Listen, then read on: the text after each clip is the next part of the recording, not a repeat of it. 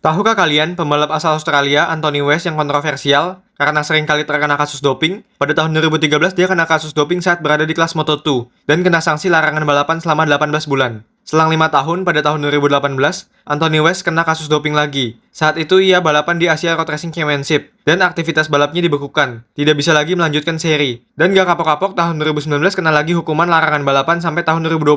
Tapi dia melanggar dengan mengikuti Superbike Brazil, sehingga hukumannya diperpanjang. Dan saat ini tahun 2023, dia balapan di Superbike Australia. Statistik Anthony West selama berada di Grand Prix, dia sudah 237 kali start, 2 kali juara 1, belum pernah pole position, 1 kali fastest lap, dan 6 kali berada di podium. Anthony West mendapatkan julukan The Rain Man karena pernah juara di saat hujan deras. Jangan lupa subscribe.